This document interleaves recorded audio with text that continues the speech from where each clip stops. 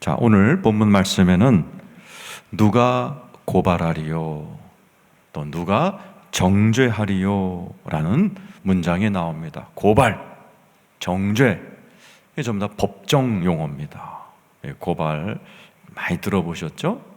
또 정죄는 판사가 땅 두들기는, 당신은 무죄요, 유죄요 하는 그 단어를 썼습니다. 여러분, 한국에서 1년에 고발이 몇 건이나 있는지 아세요? 50만 건이 해마다 고발이 접수됩니다. 하루에 1600명 이상이 고발을 당하는 고발공화국이에요, 대한민국이. 우리나라뿐 아니죠. 베이징 올림픽, 그 순수해야 되는 스포츠 정신이 있어야 될 그 올림픽에서도 수많은 고발이 지금 올라가죠. 심판들의 아주 편파 판정, 부정 심판, 이런 거에 격분한 나라 대표단들이 올림픽위원회에다가 막 고발하고, 이런 일들을 우리가 보면서 야, 세상에 정말 믿을 만한 심판이 없나, 이렇게 우리도 막 속상하고 선수들은 펑펑 울고, 이런 모습들을 우리가 보았습니다. 왜 이렇게 세상은 고발이 많을까요? 사탄이 역사하기 때문입니다. 사탄이란 단어가 헬라어로 디아볼로스인데 고발자란 뜻이에요. 세상이 사탄이 꽉 장악하고 있고 수많은 사람들을 부추겨서 고발하는 겁니다. 그래서 많은 분들이 실제적으로 지금 고소 고발에 걸려서 법정을 드나 분도 계실 것이고, 영적으로 또 고발하죠. 여기 계신 가정에서, 그죠? 부인이 남편을 막 고발하죠. 친정집 가서 엄마 이서방 있지? 나쁜 놈이야. 막 자자 하면서 막 남편을 고발하지요. 그 남편은 막 억울해 죽겠죠. 펄쩍펄쩍 뛰죠. 자녀들이 또 아버지를 고발하죠. 우리 아빠는 말이야, 친구들끼리 모여가고 우리 엄마는 말이야, 이러면서 막 서로 자기 부모를 고발하는 모습들 흔히 우리가 경험하게 됩니다. 그런가 하면 사단은 내가 나를 고발하게 만들어요. 그걸 죄책감이라고 그러죠. 지금 아마 이 자리에 계신 분 가운데에도 아이고, 그 죄책감에 당해가지고 나 같은 놈이, 하나님이 내가 여기 왔지만 날 아시기나 할까? 내 기도는 들으시기나 할까? 내가 봐도 별 볼 일 없는 난데, 이렇게 사단에게 속고 계신 분들이 계실지 몰라요. 여러분, 조선 왕조 500년 동안에 가장 많은 고소 고발이 있던 왕이 언제인지 아세요? 세종대왕 때였습니다. 특별히 재산 분할 소송이 엄청 많았다고 그래요. 왜냐하면 이제 그때는 결혼을 여러 명의 여자를 데리고 사니까 자식들도 많고, 그러니까 이제 아버지가 죽으면 이제 재산 싸움이 일어나는 거예요. 그러니까 막 고소 고발 건이 막 올라갔는데 책 한 권이 딱 나오면서 없어졌어요. 그 책 제목이 뭐냐?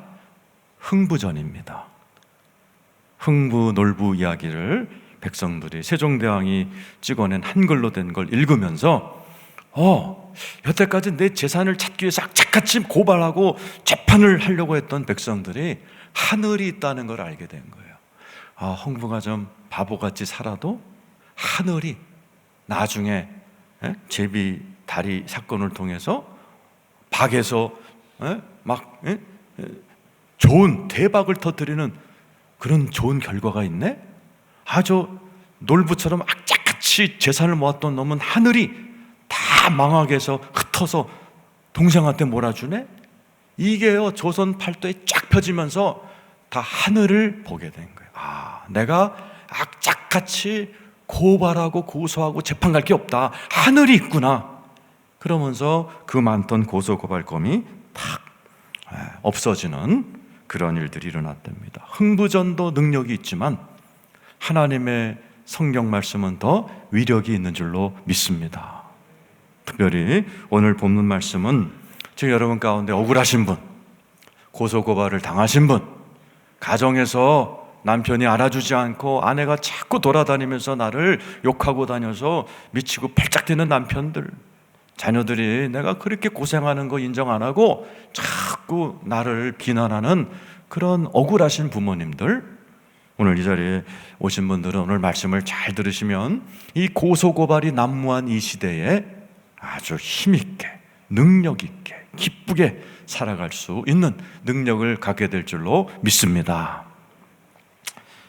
오늘 사도행전 이어서 나오는 이 로마서는 복음 중에 복음이죠. 특별히 1장에서 8장까지는 사도 바울이 복음을 전합니다. 그 복음을 설명한 후에 진짜 기쁜 소식을 너네들이 이해했다면 이렇게 선포하게 된다 하는 5가지 질문을 우리에게 얘기하면서 마무리가 되죠. 자, 지난 2주에 걸쳐서 우리가 나눴던 말씀이에요. 자, 31절 같이 한번 읽어보죠. 시작. 그런즉 이 일에 대하여 우리가 무슨 말 하리요?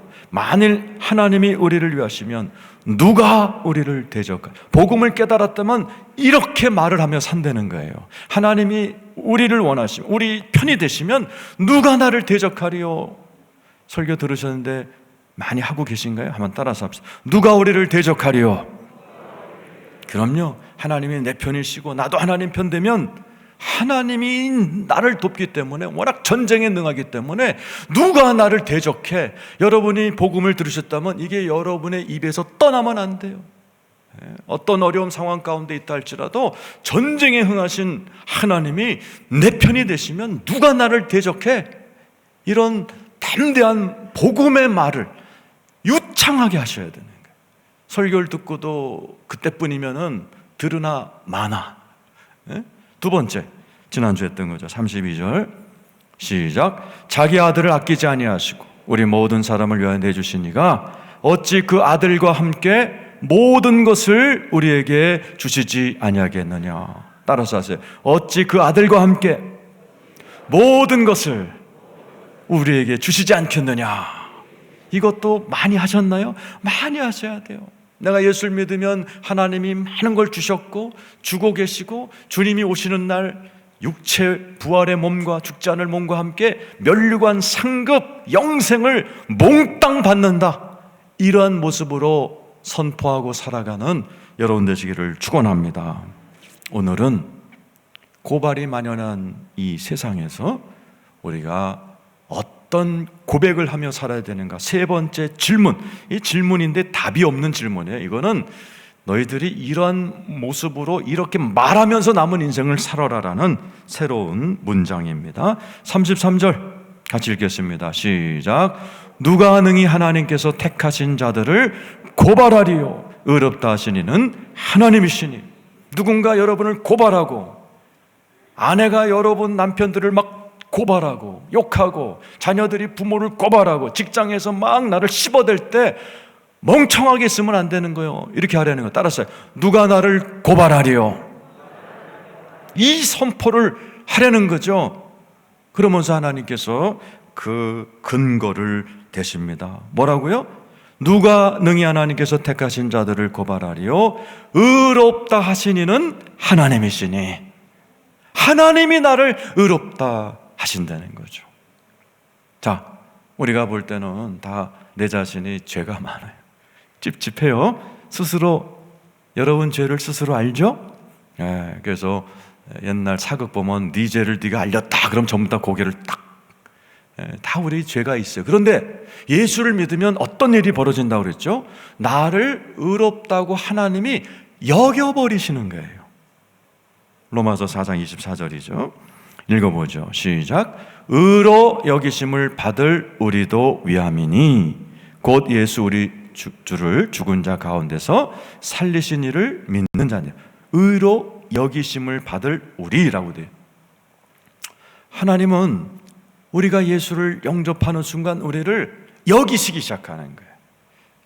이 여기심이라는 단어가 뭐라고 그랬죠? 하나님이 알아요. 우리가 얼마나 엉망진창이라는 거 서로 잘 알아요. 아우 쟤도 예수 믿어. 아우 저게 무슨 집사야. 이러면서 서로 손가락질하죠. 알고 계세요. 그런데 예수 그리스도가 십자가에서 흘리신 보혈이 너무나 강하고 정하고 위력이 있기 때문에 예수를 믿는 사람 하나님이 그래 나 네 모든 실체를 알아. 근데 그냥 의롭다 여겨줄게. 이 말은 방치한다는 게 아니에요. 너를 의인이라 내 자녀를 삼았다. 네 성격이 개판인 거 내가 알고 있다. 이제부터 내 인생에 간섭할 거고, 때로는 네 인생에 임자를 만나서 그 못된 성격 깨트리기도 할 거고, 그리고 성경 설교를 듣다가 성령의 역사로 스스로 뉘우치는 역사도 수십 번 할 거고, 자식 낳아서 너랑 똑같은 성격 가진 못된 놈 만나서 가슴앓이도 시켜줄 거고, 뭐 이런 여러 가지 환경을 통해서 너네들 인생이 끝날 쯤 무렵이면 하나님의 백성답게 의인처럼 실제로 만들어 버릴 거야. 이게 여기심이란 단어, 로기조마이라는 헬라어의 특성이라고 말씀을 드렸어요. 오늘 이 자리에 계신 분은 누군가 여러분을 고발할 때, 특별히 사단이 야, 너 같은 게 무슨 크리스찬이야, 너 같은 게 무슨 목사야, 장로야, 이런 말을 들을 때 어떻게 해야 돼요? 누가 나를 고발하리요? 이거 잘한 분이 마틴 루터입니다. 마틴 루터가 가톨릭 신부였다가 개신교, 우리처럼 개신교로 개종하면서 종교개혁을 일으킨 분이죠. 이분이 종교개혁을 하면서 죄책감에 시달린 거예요. 여러분도 죄책감 시달리는 분 많죠? 이분이 왜 시달렸냐?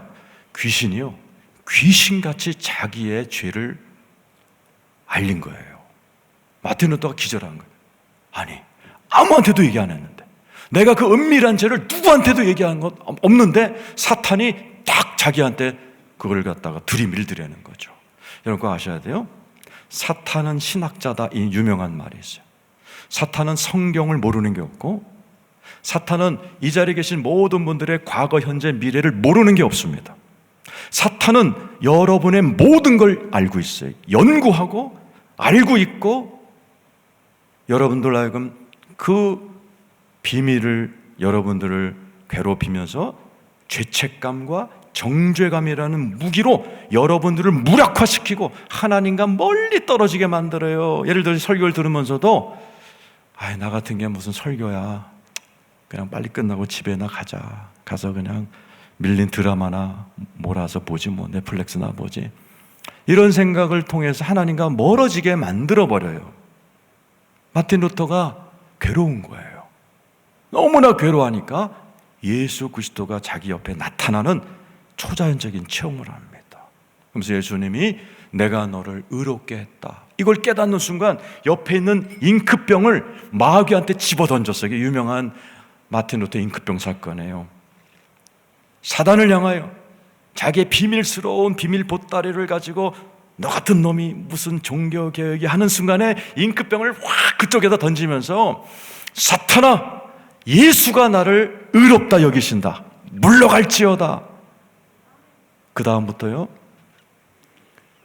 사탄이 자기에게 죄책감을 넣어줄 때마다 마틴 루터는 귀신을 갖고 놀았다고 그래요. 귀신이 또 너 같은 놈이 이런 마음을 주면 이랬대요. 애쓴다 애써, 사탄아 애쓴다 애써. 근데 어떡하냐? 하나님이 나를 좋아하시는데, 하나님이 나를 의롭다 여기시는데. 자, 여러분도 고발을 당하거나 여러분의 직장 동료가 막 씹어대고, 여러분의 남편이, 아내가 여러분 안 알아주고 막 못된 말을 퍼뜨리고 다닐 때 여러분이 막 억울해서 미쳐 뛰면 안 돼요. 그럼 여러분 미쳐요. 그러면 안 돼요. 따라서 합시다. 애쓴다 애써. 근데 어떡하냐? 하나님 날 좋아하시는데. 믿습니까? 누가 나를 고발하리요? 이렇게 살아간 여러분 되시기를 축원합니다. 또 해야 되죠? 누가 나를 정죄할, 그 다음 절 34절입니다. 읽어보겠습니다. 자, 시작. 누가 정죄하리요?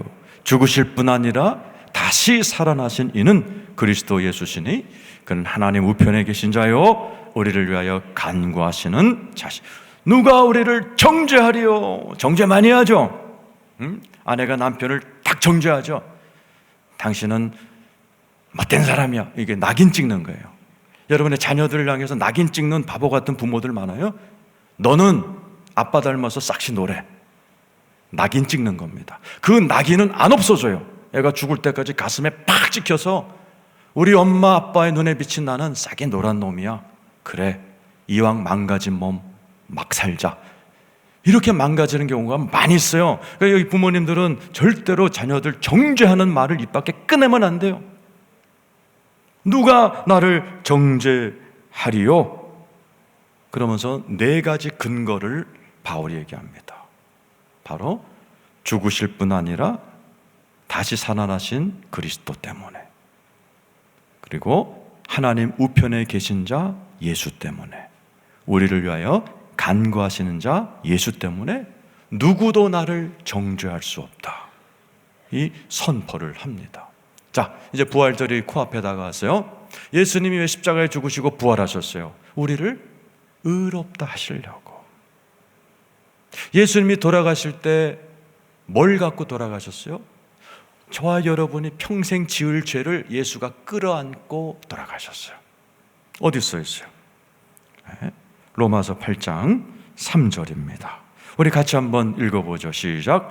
율법이 육신으로 말미암아 연약하여 할 수 없는 그것을 하나님은 하시나니 곧 죄로 말미암아 자기 아들을 죄 있는 육신의 모양으로 보내어 육신의 죄를 정하서, 깨끗하신 예수가 이 자리에 계신 여러분이 일평생 지을 죄를 딱 끌어안고 십자가에서 하나님, 이건호 목사의 죄를 내가 안고 갑니다. 이건호 목사는 무죄입니다. 이게 십자가의 의미예요. 예수님이 십자가에 죽을 때 죄만 가져갔나요? 내가 실수해서 받게 될 모든 저주를 다 끌고 가셨어요. 갈라디아 3장 13절 읽어보죠. 시작. 그리스도께서 우리를 위하여 저주를 받은 바 되사 율법의 저주에서 우리를 속량하셨으니 기록된 바 나무에 달린 자마다 저주 아래에 있는 자라 하였음이라. 우리가 죄를 져서 받을 저주를 예수가 다 끌어안고 십자가에 죽으시면서 하나님, 이건호 목사가 실수해서 때로는 죄를 져서 받을 저주도 내가 다 가져가니 이 목사한테 저주 대신에 정반대 거 주세요. 정반대 거 뭐예요? 그 다음 절에 나와요. 14절 읽고 시작. 이는 그리스도 예수 안에서 아브라함의 복이 이방인에게 미치게 하고 우리로 하여금 믿음으로 말미암아 성령의 약속을 받게 하려 함이라. 뭘 받아요? 따라서 아브라함의 복. 여러분, 이 한 기절 갈라디아 3장 13, 14절 가지고 팔자가 바뀐 사람 간증을 들어봤어요. 남대문 시장에서 포목시장 하던 분이요, 이게 좀 빚을 잘못 쓰고 보증을 잘못 쓰면 폭삭망해서 가게 다 뺏기고, 남편이 보증을 잘못 쓰는 바람에, 그래서 이분이요 폭삭망했어요. 가게 뺏기고 그냥 뭐 지하실 같은 단칸방에 가족들이 그냥 들어가서 빚잔치를 하는 이분이 나는 하나님께 저주받아서 그래, 이렇게 생각하며 살았다는 거죠. 그런데 오늘 이 갈라디아 3장 13절 14절 예수가 나의 저주를 끌어안고 가셨다, 그러므로 나는 아브라함의 복을 받는다, 이 복음을 깨닫는 순간에 온 영혼이 막 지진이 일어나더라는 거죠. 내가 속았구나, 내가 실수해서 죄를 져서 나는 저주받아서 이렇게 망했다고 생각했는데 아니구나, 내가 속았구나, 하나님, 나는 아브라함의 복받을 운명입니다. 이제부터 내가 기도하면서 회개하면서 새롭게 살겠습니다. 하나님께서 이화여대 앞에 우동집을 만들어라, 그래서 조그만 초가집 같은 걸 만들어서 거기서 막 기쁘게 사니까요, 이화여대 학생들이 몰려오는 거예요. 왜? 우동 먹으러 오는 게 아니라 이 밝은 얼굴 가진 아줌마에게 인생 상담하러. 그래서 우동집이 막 살아나면서 이분이 거기서 돈을 벌어서 남대문 시장 뺏겼던 토목 좀 다시 찾고 자녀들 장가시도 잘 보내고, 남편도 갑자기 교구함 선생님이었는데 학교로 복직이 되면서 그냥 위기를 탈출하고 하나님의 복을 받아서 간증하시는 분의 간증을 들었어요. 한 귀절이 사단은 자꾸 우리를 정죄해요. 너 죄 졌지? 그래서 망한 거야. 나도 동의합니다. 맞아, 내가 죄를 졌어. 그래서 나는 이렇게 망한 게 이게 속는 거예요. 따라서 하세요. 누가 나를 정죄하리요? 예수님이 여러분을 위해서 십자가에 죽으시고 부활하신 거 믿으시길 축원합니다. 그리고 예수님 뭐 하세요? 3장 24절, 우리 누가복음 8장 34절, 그 옆에 뭐 하고 계시다고 돼 있어요? 따라서 그는 하나님 우편에 계신 자요. 우리가 이 세상에서 재판하면 1심, 억울하면 2심, 억울하면 완전히 대법원에 가는 마지막 심판을 받습니다. 거기서 유죄 그러면 끝나요. 감옥 가야 돼. 그런데 예수 믿는 우리에게는 또 하나가 있어요. 뭐요? 하늘 법정이에요. 하나님의 보좌가 최후의 보좌인 줄로 믿습니다. 하나님의 심판대가 있고 그 우편에 누가 계세요? 예수 그리스도. 그 예수님이 뭐하고 계세요? 34절 맨 마지막에 우리를 위하여 간구하시는 자 예수 그리스도가 십자가에 죽으셨고 부활하셔서 하나님 우편에서 저와 여러분의 이름을 부르며 이 시간에도 간구하고 계신 줄로 믿습니다. 하나님 순복음대국교회 안목의 집사가 오늘 이 예배당에 왔네요. 안목회가 순복음대국교회 오늘 처음 왔네요. 그 영혼을 불쌍히 여겨주시고 하나님께서 회복시켜 주십시오. 오늘도 우리를 위해서 간구하시는 예수님이 우리를 위해서 하나님 우편에서 중보하신다는 사실을 믿으시길 축원합니다. 히브리서 7장 25절이죠. 읽어보십시다. 시작. 그러므로 자기를 힘입어 하나님께 나아가는 자들을 온전히 구원하실 수 있으니 이는 그가 항상 살아계셔서 그들을 위하여 간구하여. 예수님은 항상 살아계셔서 그들을 위하여 여러분들 한 분 한 분의 이름을 불러가면서 간구하고 계신 예수, 그 예수 그리스도를 본 사람이 나오죠. 성경에 보면 고발당했다가 억울한데 보좌에 앉으신 하나님과 그 우편에서 자기를 위해 기도하는 예수를 보고 회복된 사람이 있어요. 사도행전 7장 54절 55절 스테판입니다. 읽어보죠. 시작. 그들이 이 말을 듣고 마음에 찔려 그를 향하여 이를 갈거늘. 스테판이 고발을 당했어요. 사내들인 공회에서 재판을 받게 됩니다. 예수를 죽였던 재판석이에요. 살벌한 그곳에 젊은 스테판이 끌려갑니다. 고발을 당했어요. 그런데 얼마나 무서웠겠어요. 그런데 스테판이 이걸 보게 됩니다. 55절 읽겠습니다. 시작. 스테판이 성령 충만하여 하늘을 우러러 주목하여 하나님의 영광과 및 예수께서 하나님 우편에 서신 것을 보았어요. 여러분 고소 고발 당해보셨나요? 무섭고 공포스러워요. 근데 스테판은 그 고발당하는 순간에 하나님의 보좌를 보고 우편에 계신 예수를 하나님이 보여주신 거예요. 그랬더니 성경에 뭐라고 됐어요? 스테판의 얼굴이 천사처럼 빛나는. 그리고 어떻게 해요? 그들을 용서하는 기도를 합니다. 예수님처럼 저들을 용서하세요. 그래서 성경에 보니까 순교할 때 죽었다고 표현 안 합니다. 사도행전에 스테판이 자더라. 성경에는 자더라. 실제로 예수 믿고 돌아가신 분 임종 예배를 드리다 보면요, 돌아가실 때 자는 듯이 돌아가는 분들이 대부분이에요. 웃으면서 미소 지으면서. 예수 안 믿는 분들은요 막 몸부림을 치면서 저기 저승사자가 보인다 발악을 하면서 죽기 때문에 염할 때요 이게 옷을 못 입혀서 뼈를 부러뜨려야 되는 경우들이 많이 있어요. 그래서 하도 무서워하니까 영화 보면 알죠? 이렇게 군인들이 총을 뻥뻥 쏘죠. 그 예수 믿지 않는 사람들 장례식 할 때 하도 귀신들이 나타나니까 죽어가는 군인들이 저승사자를 보니까 괴로워하니까 그 총으로 귀신을 쫓는 의식입니다. 스테판은 하나님을 보고 그 우편에서 자기를 응원하는 예수를 보고 얼굴이 천사처럼 빛나는 거예요. 그리고 자는 듯이 잠에 들어요. 당장에는 스테판을 고발한 사람들이 이긴 것 같아요. 근데 조금 이따 어떤 일이 일어나요? 로마의 타이투스 장군이 로마에서 예루살렘을 쳐들어옵니다. 그리고 스테판을, 예수님을 정죄하고 사형시켰던 그 성전의 영적 지도자들부터 다 죽여버립니다. 그래서 그때 스테판과 예수를 고발했던 제사장들 먼저 죽였어요. 그리고 지금까지 이스라엘에 가면요 제사장이 없어요. 제사장이란 타이틀이 없어져 버렸어요. 랍비들이 다 이끌어가는 그러한 종교 시스템으로 바뀌어 버렸어요. 오늘 이 자리에 계신 여러분들도 앞으로 고발당할 때가 있을지 몰라요. 고발 공화국에 살기 때문에.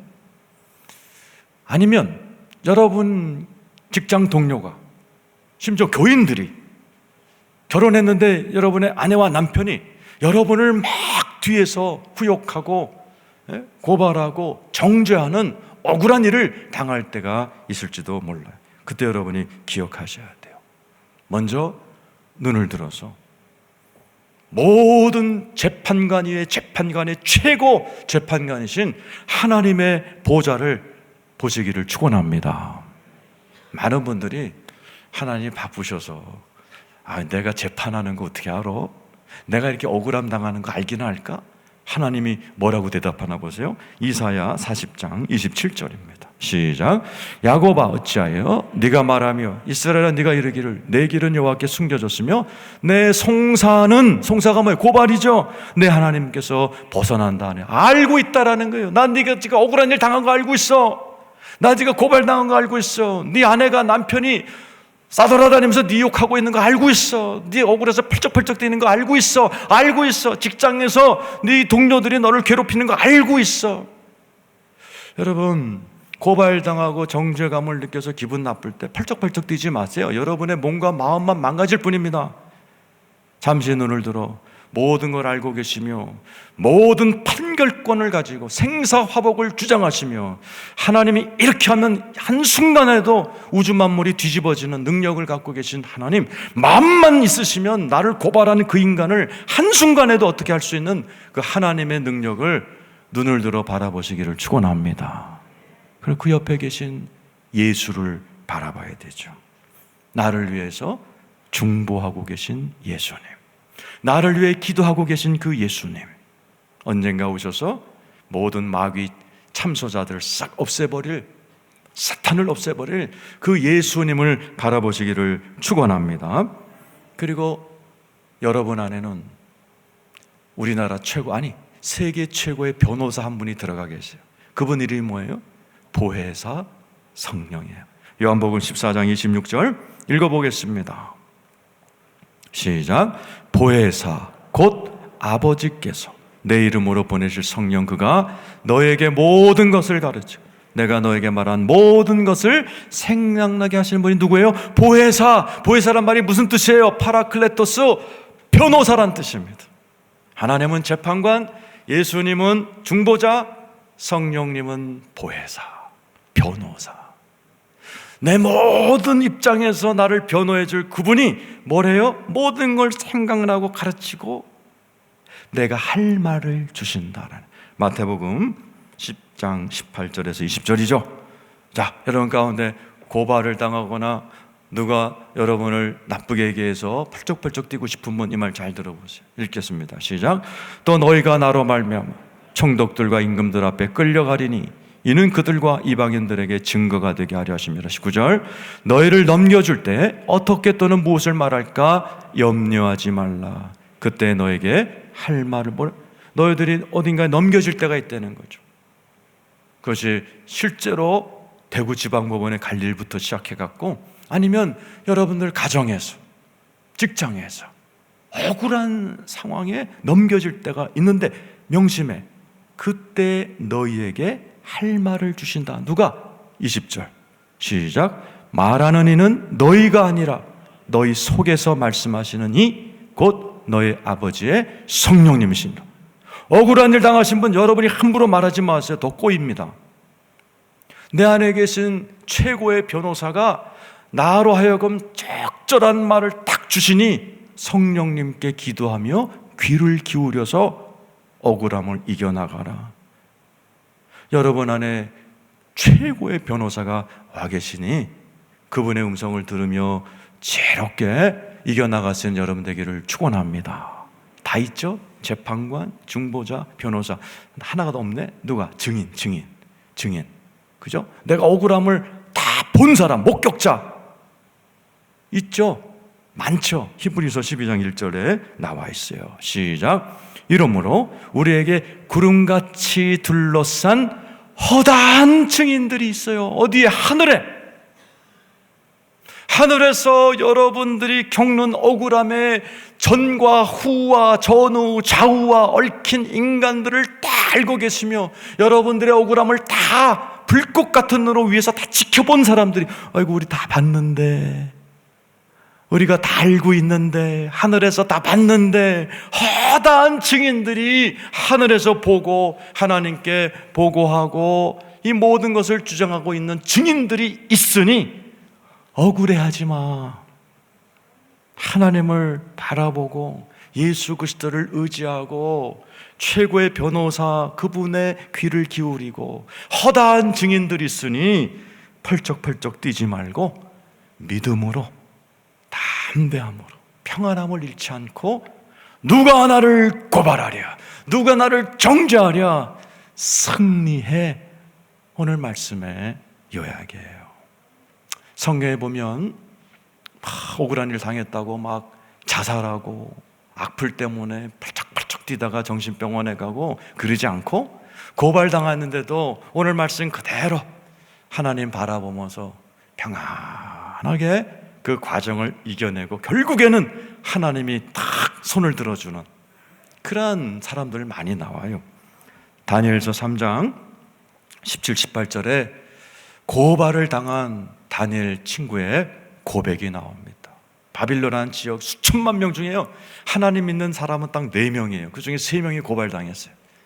풀무불에 이제 태워 죽이는 사형을 앞둔 그 자리에서 세 친구가 어리 같으면 막 미치겠네, 막 억울해 죽겠네, 이렇게 안 하고 오늘 말씀을 아마 설교를 미리 들었나 봐요.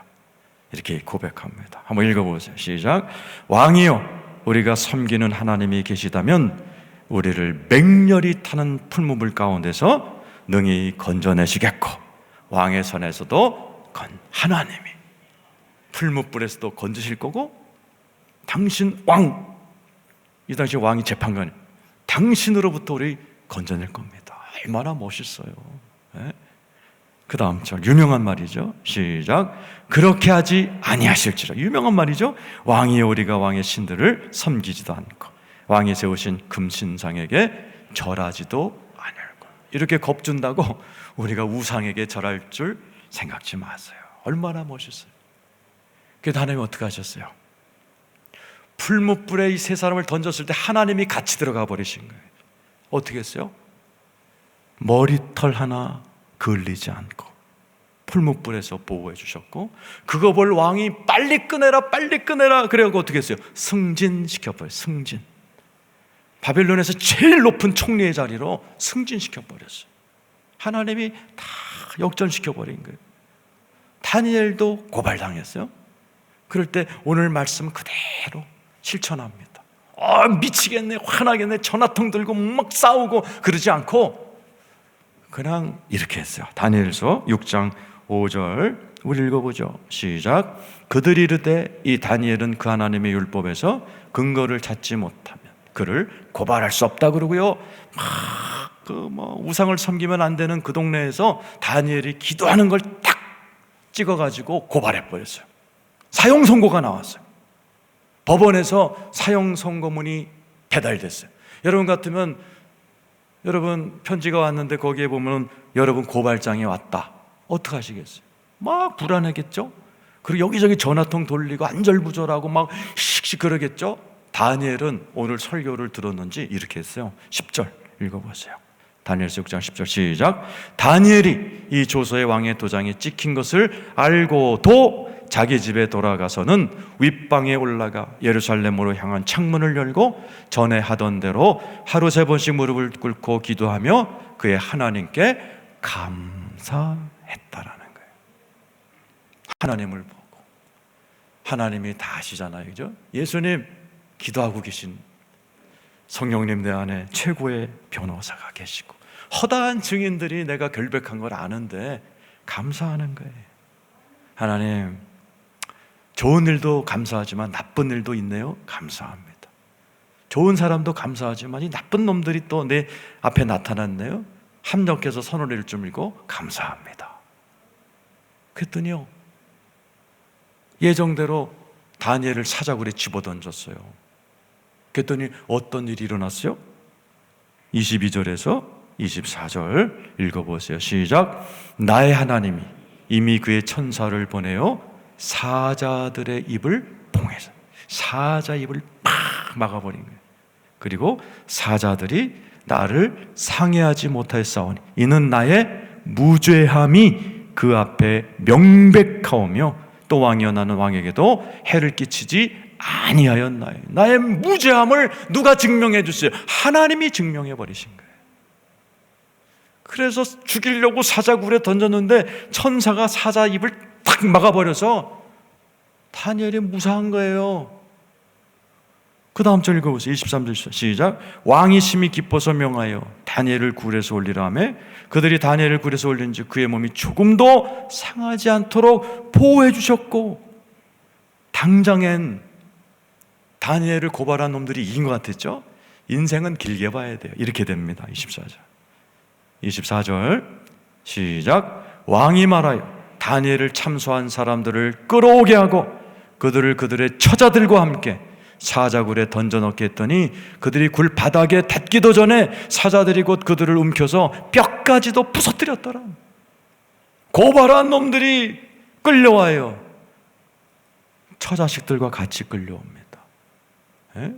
남편이 괜히 못된 짓 하면요 처자식들 고민은, 처자식들까지 사자굴에 떨어질 때 이번엔 하나님이 사자 입을 안 막아요. 그때 어떻게 됐어요? 몸뚱아리가 땅에 닿기도 전에 사자들이 점프해서 다 먹어 치워버린 거예요. 고발자의 결과는 비참하게 돼요. 절대로 여러분 고발하고 정죄하고 그러면 안 돼요. 오늘 말씀을 총정리해 드립니다. 우리가 고발공화국이라는 대한민국에 살면서 우리는 때때로 고발을 당할 때가 있을 거예요. 사탄은 고발자예요. 사탄이란 말이 고발자라는 뜻이기에 이 사탄이 사람들, 내 주변 사람들 선동해서 여러분을 막 정죄할 거예요. 고발할 거예요. 욕할 거예요. 소문을 만들 거예요. 씹어댈 거예요. 그럴 때 오늘 말씀을 기억하세요. 절대로 억울하네 뭐하네 그러지 마세요. 미쳐 날뛰지 마세요. 오늘 말씀대로 대법관이신 하나님을 바라보시기를 축원합니다. 그 우편에서 나를 위해서 승리하라고 기도해 주시는 예수님을 바라보시기를 축원합니다. 내 안에 계신 최고의 변호사 성령님은 도대체 이 상황에서 내 입에서 무슨 말로 이 사태를 변호할지, 성령님 무슨 말을 할까요? 자꾸 이렇게 물어보셔야 돼요. 그리고 나의 억울함을 온 증인들이, 허다한 증인들이 보고 있다, 천군 천사들이 보고 있다, 이 확신을 가지고 여러분들이 입으로 어떻게 해야 된다고요? 전화통 붙들고 뭐 미치겠네, 팔짝 뛰겠네 그런 말 하지 말고 이렇게 하라고 따라서 하세요. 누가 나를 고발하리요? 누가 나를 정죄하리요? 이렇게 승리하시는 여러분 되시기를 축원합니다. 여러분 스스로도 정죄하지 마시고 여러분의 아들, 딸들, 남편들 정죄하지 마세요. 오히려 뭐 하라고요? 예수님처럼 중보해 줘야 돼요. 배우자의 약점이 보일 때, 아, 저게 보이는 게 나보러 중보 기도하라는 거구나. 하나님, 우리 아내, 남편, 내 눈에 이게 부족한데 하나님 빨리 그 부분을 좀 고쳐주세요. 이렇게 기도로 나가야 돼요. 아들, 딸들 향해서 낙인 찍으면 안 돼요. 저놈은 못됐어, 저놈은 싹시 노래. 그 아이들은 그 낙인이 뻥 찍히면요 평생 그 낙인은, 가슴의 상처는 안 없어져요. 그렇게 하면 안 되고, 우리 아들, 딸들 약점이 있네요. 하나님, 예수님처럼 중보하는 거예요. 우리 아들, 딸 약점은 있는데 하나님께서 불쌍히 여기시고 우리 아들, 딸 멋지게 좀 길러주세요. 이 아비가, 어미가 최선을 다할 테니 하나님 내 기도를 받으시고 우리 아들을 멋지게 아름답게 성장시켜 사용해 주세요. 이렇게 기도하시는 저와 여러분 되시기를 예수의 이름으로 축원합니다.